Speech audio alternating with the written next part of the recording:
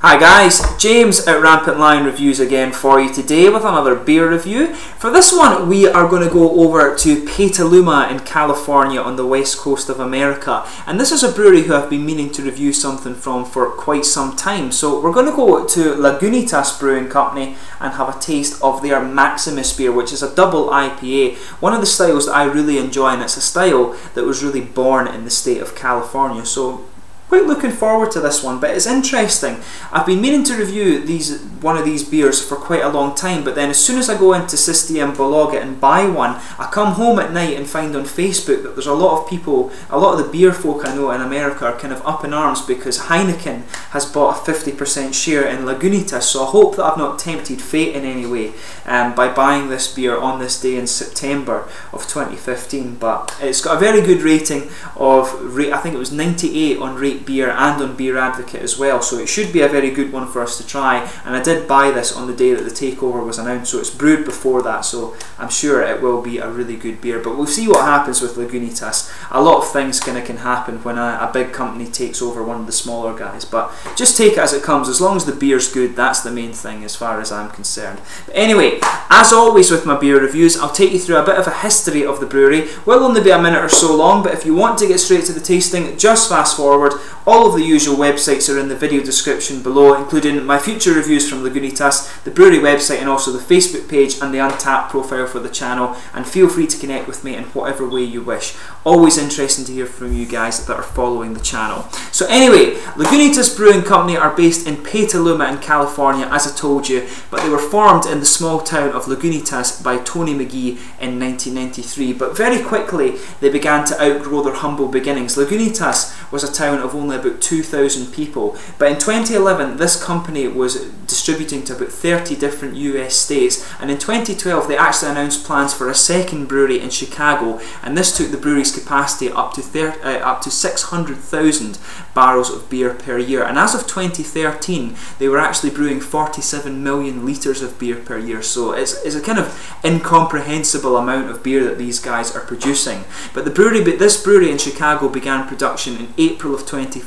and an on-site tap room was added soon after, and as of 2014 they were actually the 5th biggest selling brewery in America. But like I say, this is September 2015 that I'm filming this review. Heineken International purchased a 50% stake in the brewery, and this is likely to mean an increase in the brewery's international operations. But this move has proved very controversial amongst a lot of the brewery's fans, and this is just kind of my early conception of this, I guess, if you like.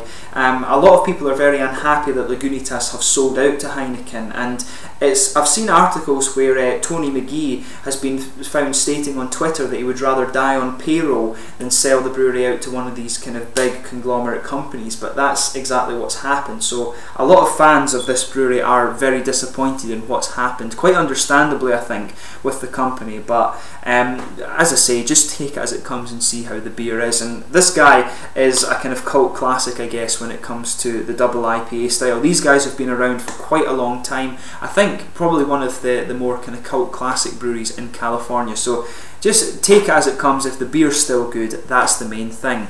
But anyway, to list the other beers you can get from these guys, there's the IPA, one called A Little Something, Daytime, which is another IPA, Pills, Sucks, which is a brown ale, Maximus, which is this guy here, the double IPA, Pale Ale, Censored, which is a coppered ale, the Hop Stupid, and also an Imperial Stout beer as well. And that's their core range, but they do have a kind of a smaller range of limited editions and single brews and stuff. So as I say, check out the brewery website and you get more of an idea of what is going on at Lagunitas Brewing Company. And as I say, we'll see what happens since Heineken have bought into the brewery. But anyway, let's get on to the tasting section of this video then. So this one is an 8.2% double IPA. I'll just bring up the camera and let you have a little quick look at this, at the artwork on this guy. It was introduced in 1996 apparently, but it's quite simply presented. This is the kind of typical style of the Lagunitas labels, and the symbol of the brewery is the dog. I'm not sure exactly what breed that is,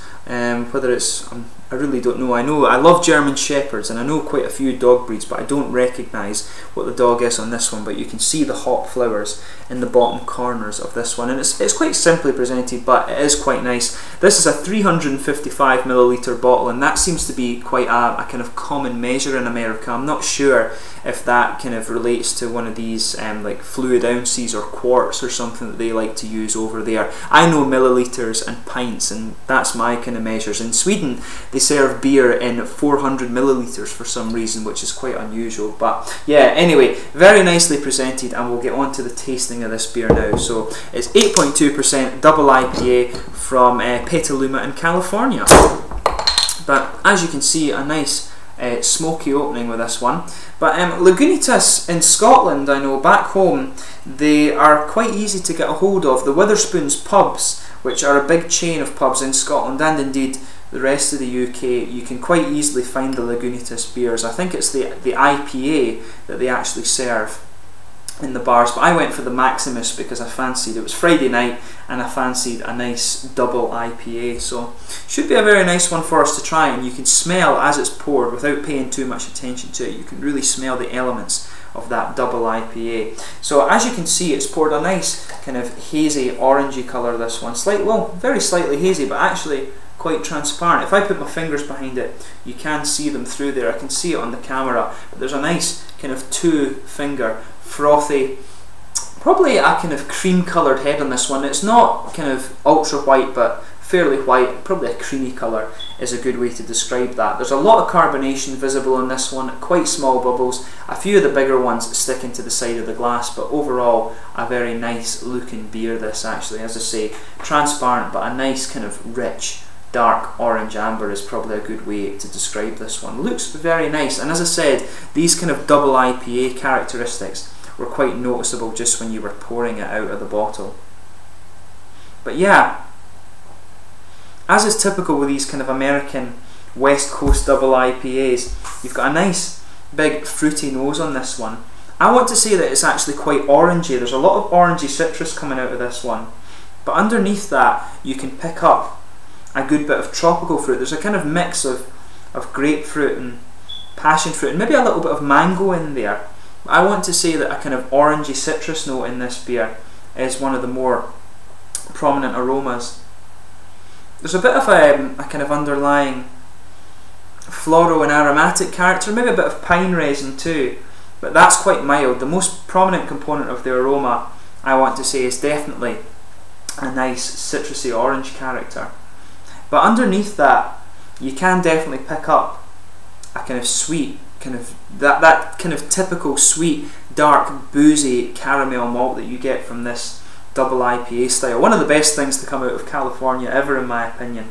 But this is my very first encounter actually. Like I said, this is the very first time I'm trying anything from Lagunitas. I've tried quite a few different Californian breweries like Green Flash and Bear Republic, Anchor and Sierra Nevada, and things like that, and there's some really good beer comes out of California, so it's interesting to try another one that's a very well known brewery, 5th largest brewery in America apparently.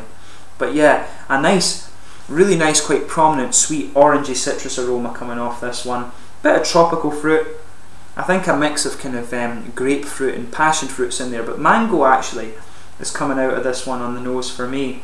I'm quite good at these fruits now since I've been drinking a lot of fruit juice. But there's a good bit of floral aromatic character, like I say, but underneath there's a good bit of that kind of strong boozy caramel note that you come to expect of this style, and a bit of pine resin as well. So as I always say, give your beers a little bit of a smell before you do get stuck into the tasting. But without further ado, we'll get stuck into this guy now. So this is the Maximus Double IPA from Lagunitas Brewing Company from Petaluma in California. Skål from Sweden.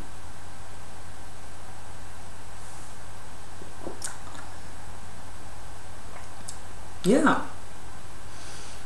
In the first taste, it comes over as being a bit more malty than you would expect, but I'll let my palate adjust a bit more.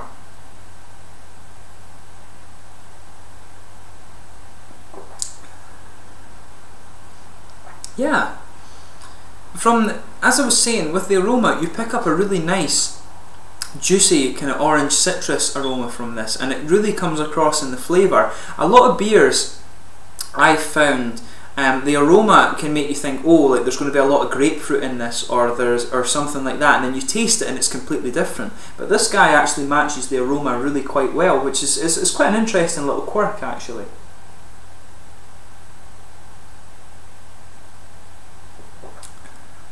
Yeah. Two most prominent parts of the flavour in this. It's a nice juicy orange character, but then you've got that typical kind of dark, sweet, boozy caramel malt in this beer. It works really nicely.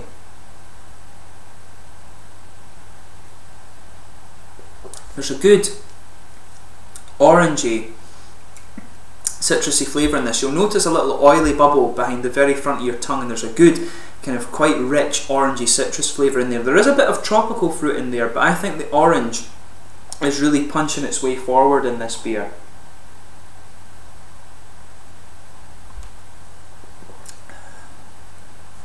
There is an underlying, you'll notice that I'm talking about the very edges of your palate here, which is where you expect the hoppy character to come out in the beer.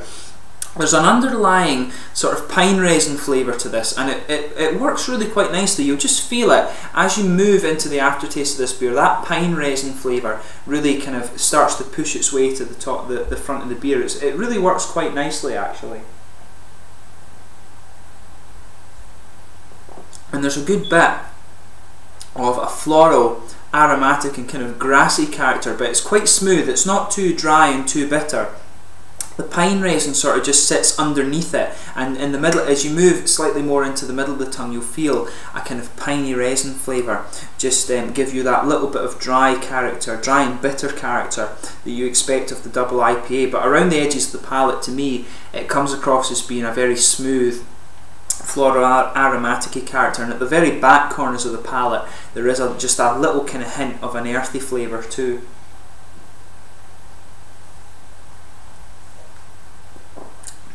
But yeah, you'll feel, like I say, a little bit of an oily bubble behind the very front of the tongue, and when you first take in this beer, I think it's the orangey citrus comes out, but as you progress through it, it becomes, the tropical fruit starts to push its way out of the flavour a bit more, and you're getting sort of kind of something between a sort of grapefruit flavour. There's a bit of passion fruit in there too, and a little bit, I think the mangoes are kind of mixing with the kind of orangey flavoured esters in this beer. Maybe a little bit of pineapple coming out in it as well, but the fruit flavours kind of blend very nice with that pine resin flavour in there. The flavours in this one blend together really quite well actually, but in the middle of the palate there's a bit of a bready character, and it feels a little bit dusty. The hops in this have a nice kind of dusty character to them, and that helps the pine resin and the earthy elements of the hop flavour come out as well. It's really quite nicely done. The flavours in this blend together really well, and that's one of the things I don't like. I'm not as much a fan of beers that have a really punchy flavour, if that makes sense. Ones that have like the grapefruit just being right up there trying to punch its way out. I like beers that can kind of blend the flavours together very well and have a bit of complexity, and this one really kind of hits the spot for me, I would say.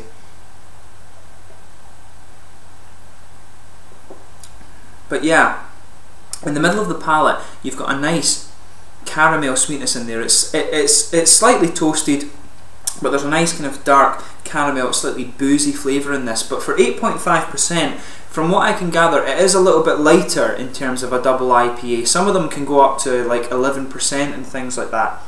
So this one is on the kind of lighter end of the scale, but there is a little bit of boozy warmth coming out of that caramel malt base, and there is maybe even just a little bit of a slight spicy character in this. But as I say, the hops do come across as a little bit dusty, so maybe there's kind of a little bit of obscurity in the flavour that way. But I mean, it's a very, very nice beer, and hopefully with Heineken taking over the company, they still produce this kind of beer. It works really nicely, and there's a good bit of breadiness in there too. So the hoppy characteristics of the beer blend very well together with the malty aspects, and for me it works really nicely. I like the beers that can blend these flavours together really well.